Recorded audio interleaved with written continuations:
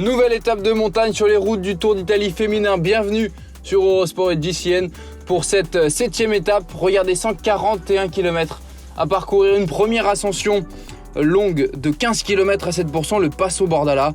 Puis une belle descente qui nous mènera au Lago di Chei avant l'arrivée du côté d'Aldeno. Il faudra faire attention, l'arrivée est complètement en descente. Là, on sera sur une belle descente avant l'arrivée. 141 km à parcourir. Le maillot rose sur les épaules d'Annemiek van Vleuten qui devance Garcia et Cavalli au classement général, qui sont encore dans la même minute. Regardez, à 51 km de l'arrivée, il y en a un petit peu partout. Le groupe maillot rose pointe à 3 minutes de la tête de course.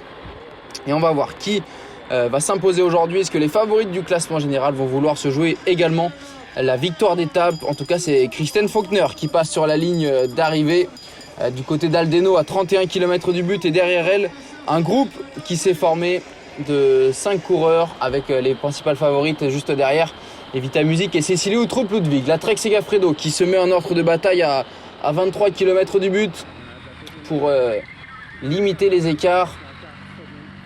Regardez, on est dans cette ascension de 8 km encore qui va mener les concurrentes vers Aldeno. Et on s'écarte du côté de la Movistar. Un gros travail de la championne de Serbie pour travailler pour Annemiek van Vleuten. Cavalli dans la roue, mais Mavi Garcia ne peut pas suivre. La championne d'Espagne en difficulté. On va voir ce que ça donne. Elle est revenue. Garcia dans la roue de Cavalli, de Van Vleuten. Décidément, il n'y a vraiment que 3 concurrentes pour le classement général au-dessus du lot. Cavalli qui s'accroche en roue de Garcia. Et c'est parti. Annemiek van Vleuten est parti. Et Mavi Garcia ne peut pas suivre. Marta Cavalli tente de boucher le trou, mais ça va être compliqué. C'est terminé définitivement pour la championne d'Espagne qui est décrochée. On va voir si Cavalli est revenu. En tout cas, Christine Faulkner vient d'être reprise par Annemiek van Vleuten.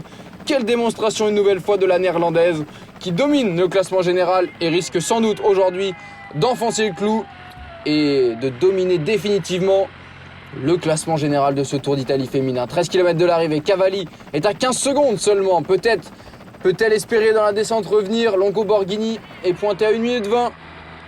Et Mavi Garcia à 2 minutes. Oh, Garcia qui va perdre beaucoup. Van Vleuten qui passe au sommet. Et il va rester 12 km. Et regardez dans la descente, Annemiek van Vleuten qui descend à 85 km/h et qui loupe son virage. Regardez, elle va tomber. La néerlandaise est à terre. On se souvient, aux Jeux Olympiques, il y avait une chute similaire, mais van Vleuten va pouvoir repartir après avoir pris soin de remettre sa chaîne sur son vélo. La maillot rose qui va terminer ses 2 derniers kilomètres à bloc.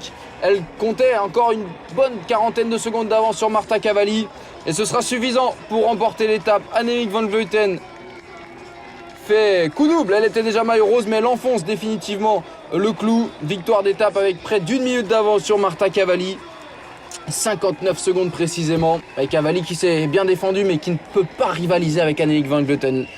Niam Fischer-Black va sprinter pour la 5e place. Derrière, Longo Borghini qui fait 3e et Christine Faulkner qui a résisté pour la 4e place. Mavi Garcia est 6e devant Juliette Labousse, la française, qui s'est bien accrochée encore une fois après sa victoire hier.